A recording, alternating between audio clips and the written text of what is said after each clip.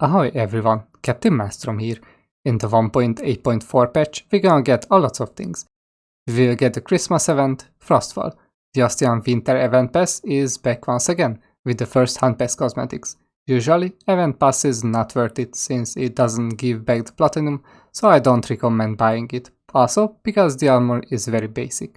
In the shop, there are a few new stuffs, Frostfall weapons, and the Season 1 Hunt Pass Santa armor set with the extra plates, same as it was on the Ramsgiving armor.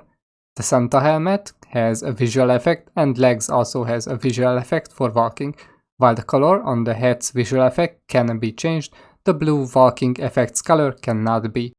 The lantern also comes with a visual effect. In the shop, you can claim a 24-hour-long Slayer's Club for free. Currently, I cannot show that on the test server. Frostwolf is now a unique behemoth and no longer a Frost Emberman. It has its own armor, weapons, mastery, battle music, unique effect, and a brand new perk.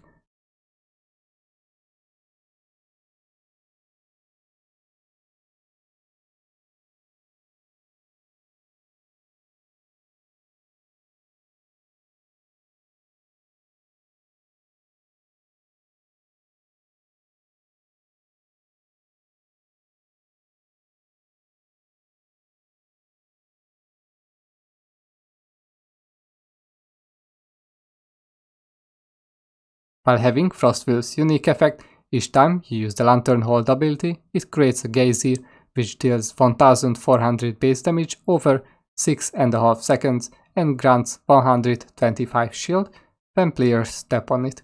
The shield can stack up till it reaches 600 shield and has 25 second duration. Frostwolf is pretty much the same as before. It has about 2 new moves. The grab attack is no longer interruptible, it spawns Texians only during Aether mode, and instead throwing a snowball, it throws several icicles. Next, I'm gonna show the crafting cost and how the gear looks like.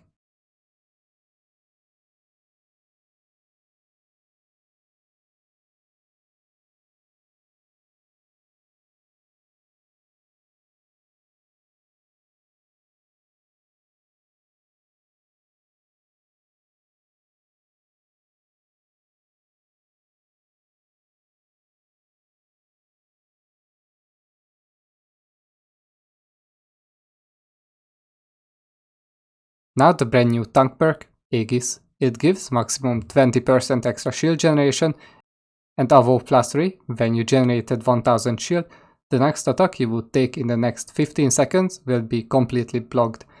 So the faster you generate shield, the more often you will be invulnerable. You can get this amount extremely fast. Bastion passive, Skarn Lantern, and the new unique effect. Plus you get the extra 35% shield generation with Bastion plus this cell, so actually you need only 670 shield and the passive do the rest.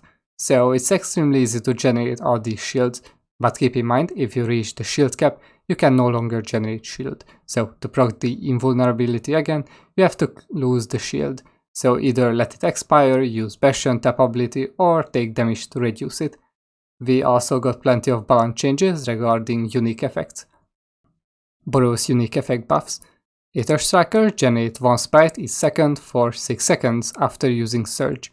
On X, each charge on the attacks generates 2 sprites instead of 1. Hammer also generates 2 sprites on each shell use instead of 1. So these weapons got a very nice buff on Boros effect, but on the other hand, Pangar unique effect got nerfed. On every weapon, the unique effect deals only 2500 base damage. When you explode the mark, it deals total 3750 damage instead the odd 4500. This unique effect has 90 second cooldown, which is unchanged. But currently on the test server it still deals 3000 base damage, 4500 total damage, so only the text changed. 3 Blaze unique effects also got a similar treatment. Phalanx unique effect underperforms due to how the missiles can just miss the target and you can lose lots of damage if you dodge too early. On every weapon, the missile base damage is buffed from 150 to 175, changing the max damage from 2400 to 2800. The unique effect has 45-second cooldown, which is unchanged. And this is also happened to stay unchanged, and the Messiah still deals only 150 damage. But not just the Phalanx weapons got buffs. Many Charog weapons underperformed due to how low was their stamina consumption. Aether Strikers have to spend only 75 stamina instead 100. This change is the most notable on Hammer. Now it requires 50 stamina use instead 125. Sword also received a buff, which now needs 75 stamina use instead 125.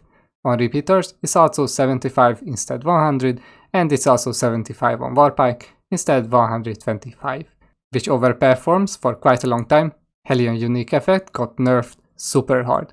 On Chainblades and Warpike, the unique effect deals only 200 damage, while it's 225 damage on the other weapons. Chainblades and Warpike requires 15 hits to trigger the unique effect. Chainblades used to be 11 hits, while Warpike was 8 hits. So this is a massive nerf for Warpike, making the unique effect almost useless. The number on the unique effect stops on 10 visually, but it works as said, so procs on the 15 hit. We also have Karabakh unique effect buffs. On Aether Strikers, the spinning blades reach the highest velocity after 14 hits instead the previous 25. On Chainblades, it's 20 hits instead of the previous 38. On Sword, it's 8 hits instead of 10. On Repeaters, it's 16 instead of 23.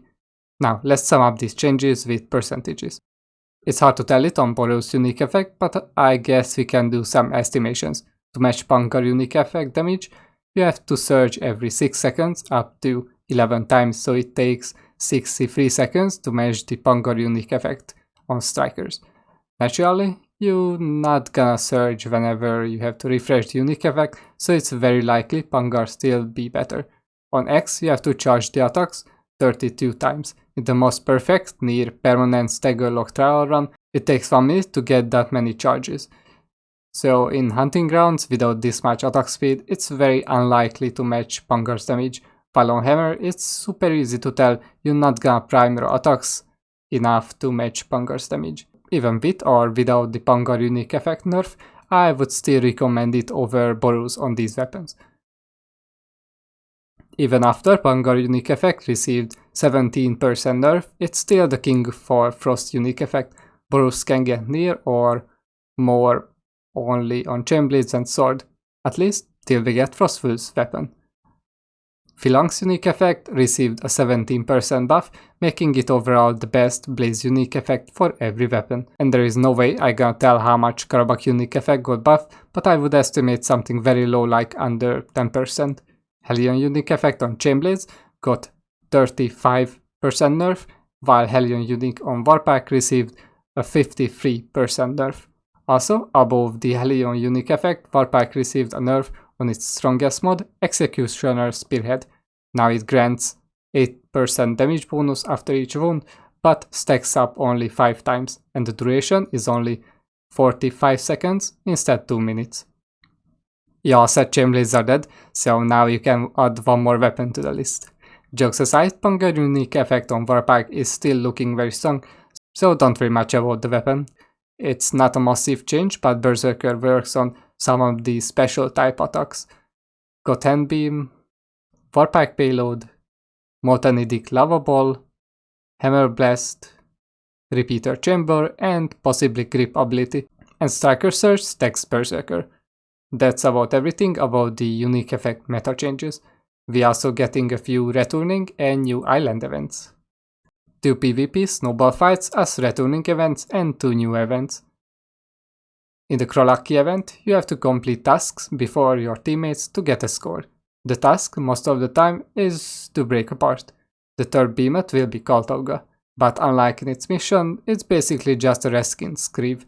At the end of the mission, the game announces who got the most points. It doesn't give any extra rewards. In the Frostwolf Showdown, behemoths takes reduced damage from attacks, but the snowballs around the map deals very high damage.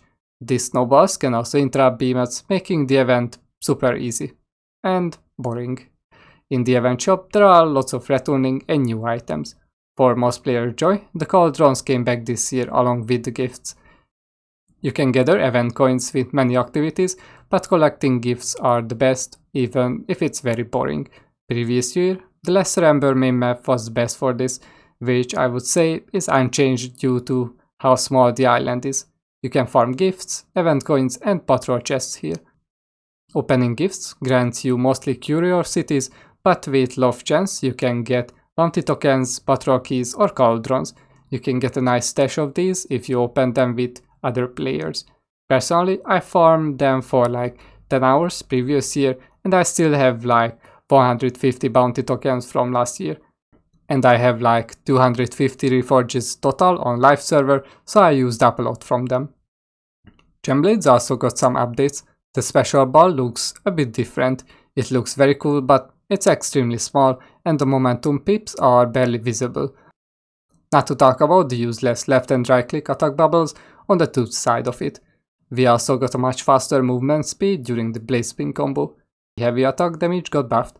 The secondary attacks got buffed from 125 to 150, so that's an extra 50 damage since it's a double attack, and the finisher got buffed from 325 to 350 damage. But the animation is still the same, so the change for this might come later.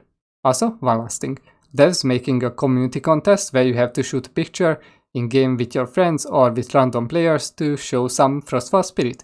I made this picture for example. You can send your submission on the Dauntless Twitter. 5 submissions can win $40 worth of cosmetics. In one submission, every participating player will be rewarded if it's won. If you have more questions about this event, head over to the Dauntless Twitter. Anyways, that's everything for now. If you liked the video, make sure to drop a like, and if you want to see more, subscribe. Thank you guys for watching. See ya!